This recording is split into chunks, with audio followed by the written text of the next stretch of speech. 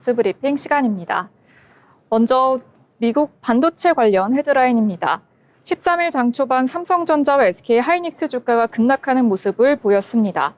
이날 오전 삼성전자는 전장 대비 2.8% 내린 91,700원에 거래되는 모습 보였고 한때 97,700원까지 하락하기도 했습니다. SK하이닉스도 전장 대비 4.21% 하락한 41만 원에 거래되는 모습도 보였는데요.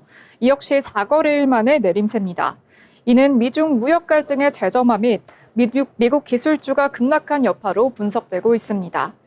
지난 주말 도널드 트럼프 미국 대통령이 중국의 희토류 수출 통제에 맞서서 다음 달 1일부터 중국에 100% 추가 관세를 부과한다고 밝히자 양국 무역 갈등 우려에 뉴욕 증시에서 기술주가 일제히 급락한 겁니다.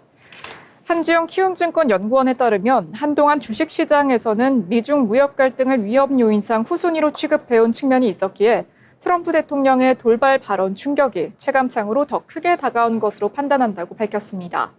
오늘 국내 증시는 미국 증시 폭락분을 반영할 것이라고도 분석했습니다. 14일 삼성전자의 3분기 잠정 실적 공개를 앞두고 경계감 또한 작용한 것으로 풀이됩니다. 다음 소식입니다. 코스피 지수가 사상 최고로 3,600고지에 올라선 것도 잠시 대외 리스크발 위기에 봉착한 모양새입니다.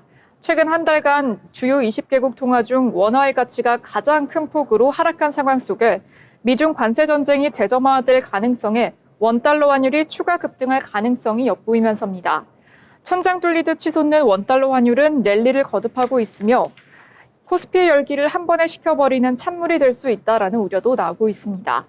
13일 한국거래소에 따르면 코스피 지수는 전장 대비 60.52포인트 내린 3,550.08에 거래를 시작했고 3,600피는 1일 천하로 마무리됐습니다. 이날 새벽 미중 양국이 정면 충돌을 원치 않는다는 메시지를 각각 내면서 상황 관리에 나섰지만 국내 증시는 패닉 장세를 면치 못한 모습입니다.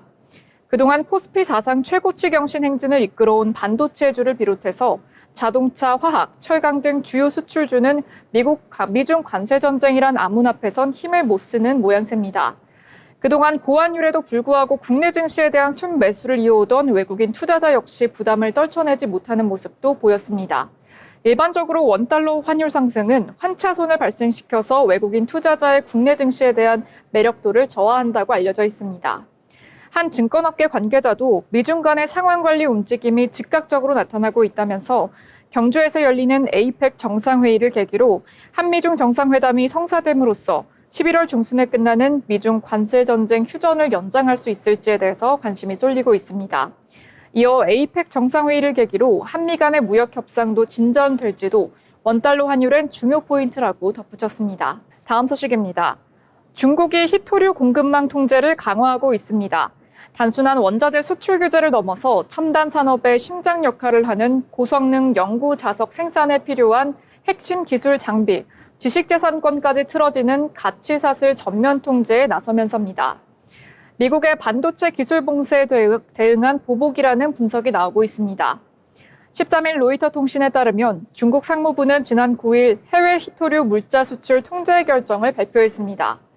사마리움 디스포스늄, 가돌리늄 터뷴, 루테늄 스칸툼, 이트륨 금속과 사마리움 코발트 합금, 터뷴 철합금, 디스프로슘 철합금, 터뷴 디스프로슘 철합금, 산화 디스프로슘 산화 터뷴을 수출 통제 대상에 포함했다고 밝혔습니다. 이 물자들은 수출 시에 중국 상무부가 발급한 이중 용도 물자, 군용으로도 민간용으로도 활용할 수 있는 물자인 이중 용도 물자 수출 허가증을 받아야 합니다. 또 이 물자들을 함유, 조잡, 조합, 혼합해서 해외에 제조된 희토류 연구 자석 재료와 희토류 타깃 소재들도 수출 통제 대상에 넣었습니다. 이들 대상에 대한 수출 통제는 다음 달 8일부터 단계적으로 시행됩니다. 이번 조치의 핵심은 채굴과 선광, 재련과 분리, 합금 및 자석 제조에 사용되는 모든 관련 기술과 핵심 장비로 확대한 것입니다. 구체적으로는 홀뮴, 어뮴, 튠륨, 유로품, 이더듐 등 5개 희토류 원소를 통제 목록에 추가하면서 통제 대상 원소를 총 12개로 확대했습니다. 이는 2010년 일본과의 센카쿠 열도 분쟁 당시 사용했던 수출 쿼터 축소와 같은 물량 통제 방식보다 강도가 강하다는 평가입니다. 당시 조치가 일시적인 가격 급등과 공급 충격을 유발했다면 이번 조치는 서방이 독자적인 히토류 공급망을 구축하려는 시도 자체를 원천적으로 방해하고 지연시키려는 장기적인 목표를 담고 있다는 분석이 나오고 있습니다. 중국의 히토류 지배력은 압도적입니다. 국제에너지기구에 따르면 올해 기준으로 중국은 전 세계 히토류 채굴량의 약 70%를 차지하고 있습니다.